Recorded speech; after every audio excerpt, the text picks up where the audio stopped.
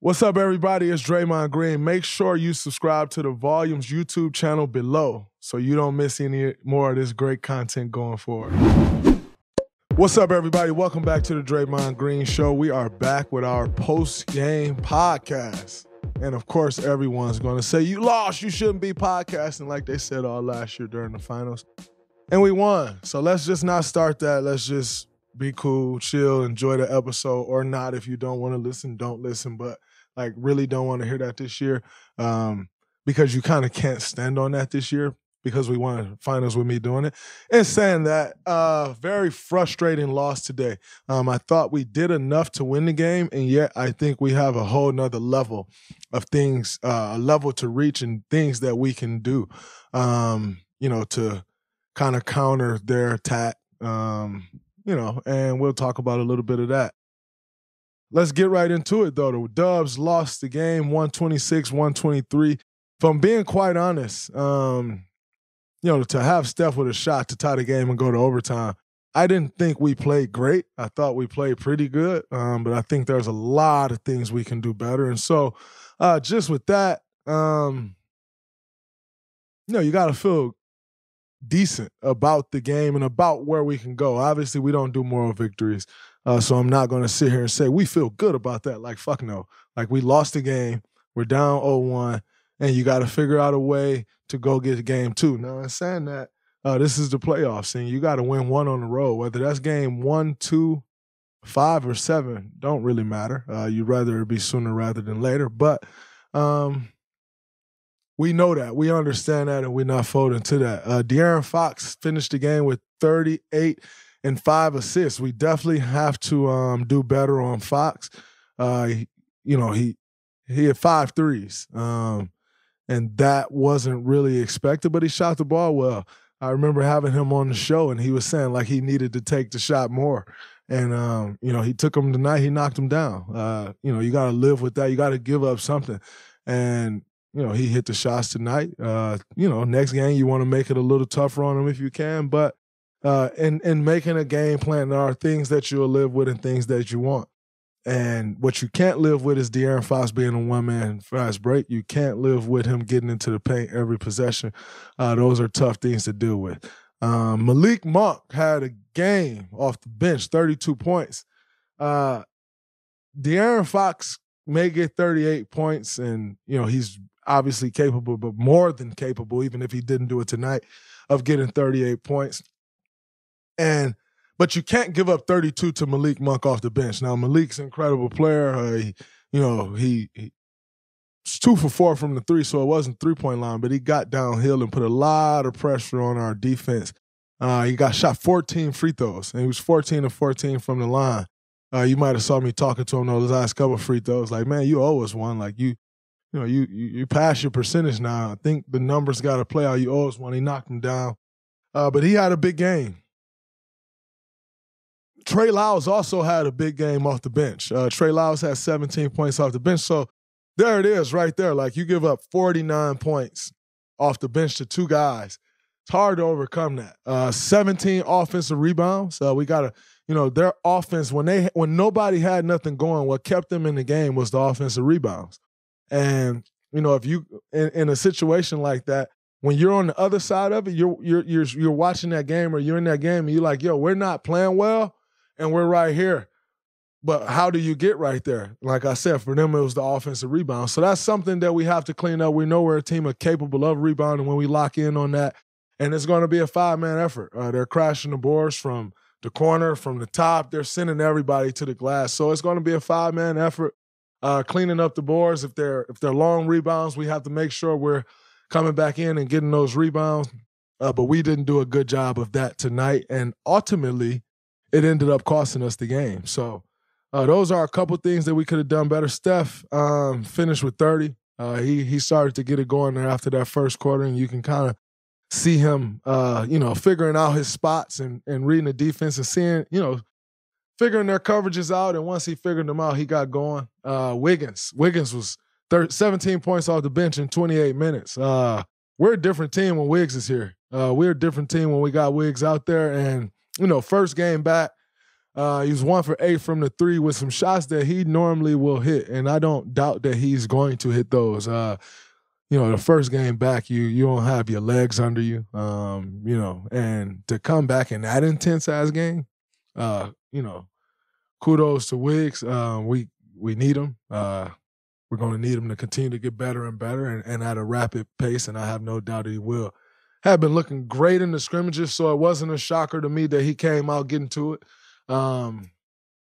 Says a lot about him and, the things that he was at home dealing with, which is out there now to keep himself in shape and come back for this team ready to go for this run is huge, and, that's something that we can build on. So definitely expecting Wiggs to stay aggressive. What I loved is that he was taking those shots. Regardless if the threes went in or not, he kept taking them.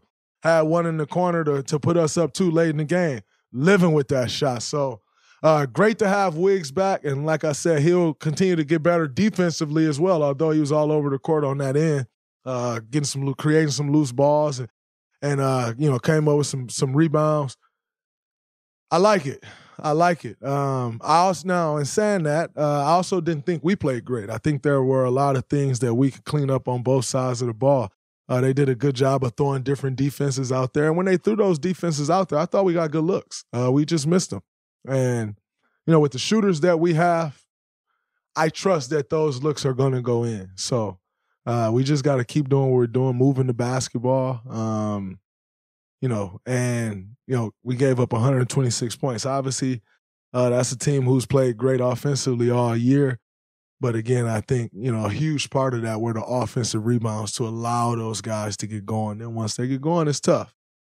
So I think we found some things in this game that we can build up on, that we will build up on. I don't think we'll give up 49 points to 2 players off the bench, and that'll be huge for us. So looking forward to Monday's game, coming out and getting a win and going back home 1-1 and with home court advantage. That'll be big for us.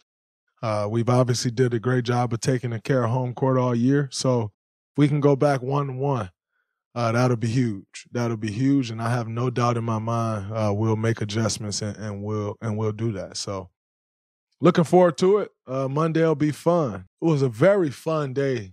Just overall, like you feel that energy, man. That was a great environment, by the way.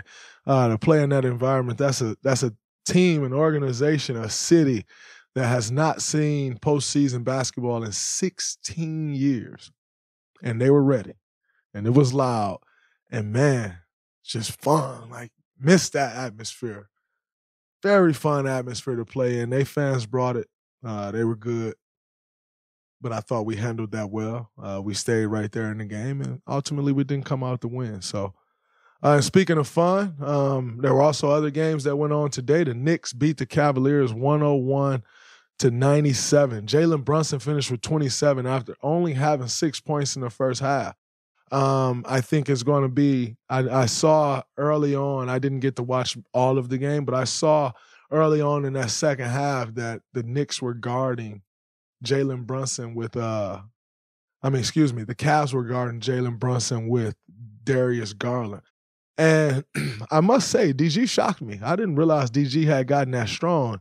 Jalen wasn't just bullying when I watched, but he hit a couple turnaround jump shots. Now, quite frankly, if you're not giving up something straight to the rim, you live with the turnaround jump shot. Jalen, he's left-handed, so he likes to turn over the left shoulder with the fade. However, that is a Jaylen Brunson shot. Like, he lives with that shot. He's oftentimes trying to get to that shot. So as much as you live with it, it's tough when that's exactly what he's trying to get to. And usually, we guarded him last year when we played him with the Mavs. I guarded him because he's trying to get to the mid-range. And so it'll be interesting to see what they'll do to combat that. Because Jaylen Brunson is a problem. He's been a problem all year, and that's not going anywhere. So it'll be interesting to see what they'll do with their matchups. They had a tough time with Okoro on the floor, who's one of their best wing defenders. Had to go Chetty Osman because they just clogged the floor up and he didn't make a shot. So we know the Cavs' strength is in their in their length, in their size. Donovan Mitchell had a big game, 38, 8, and 5. Donovan Mitchell is one of the top 5 players in scoring average in NBA history when it comes to the playoffs. So, to see him have another big game, you're not surprised, but you'd also like to see that with a win, especially holding them to 101 points. And so, yeah, that was a good game. I think that's going to be a good series. I can see that series going 6 or 7. Because it's going to be a good series. And I also expect the Cavs to come out and get the next game. But it's tough, especially when you can't play your best wing defender. It gets tough. So like I said, we'll see what their adjustments are going to be as far as that matchup goes. Julius Randle's first game back, 19, 10, and 4. And Josh Hart was great off the bench. He ended up finishing that game with 17 and 10. And also, I did see him hit that huge 3 from the top of the key after the Cavs took the lead, and that was a big 3. And again, there are things that you'll live with and things that you want. Josh Hart hits a big 3, you got to live with that. Jalen Brunson or Julius hit the 3, you hoping you do something to key on those guys and take it away. Josh Hart hits it, you got to live with it. Big shot by Josh Hart, big game by Josh Hart. Huge pickup, mid-season acquisition for the Knicks. He came through for him today. It was great. The Celtics was up 30 at halftime. I did see that. Jackson's over here throwing up gang signs or something because, as you all know, he's happy about the Celtics. I hear there's some worry, Jackson, about the Celtics. Jaylen Brown cut his finger, and it reopened. He didn't look like he was affected by much with the game he had, scoring 29 points and 12 rebounds, and JT 25 and 11. But that's something to watch. You keep cutting that finger back open, it starts to worry. I saw he said his grip was a worry. So I think we need to watch that. But they handled that pretty easily. Trae Young didn't shoot well. DeJounte had 24, but he was 0 for 6 or 0 for 8 from the 3. Expect both of those guys to play better, and expect Atlanta to put up another fight. I mean, a better fight. Does that mean they win even a game? I don't know, but I do expect those two guys to play well. And last but not least, 76ers versus the Nets. James Harden got off. James Harden hit threes. I did watch some of this game. I saw the Nets sending a double team at Joel Embiid no matter where he caught the ball.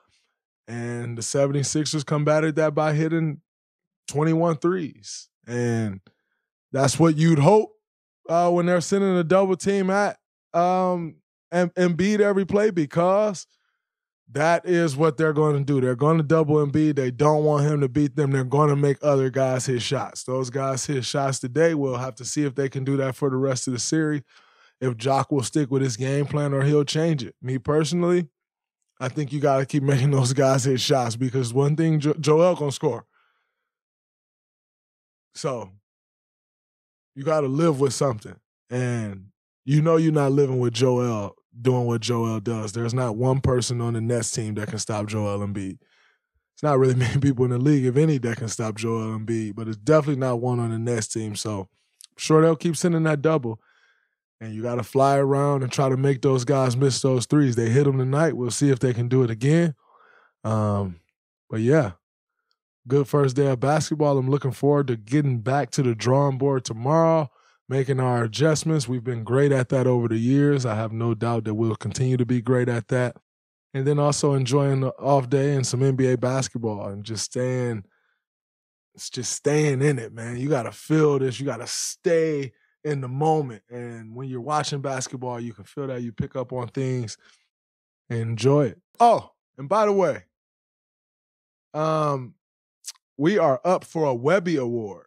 Make sure you go to www.webbyawards.com and you vote.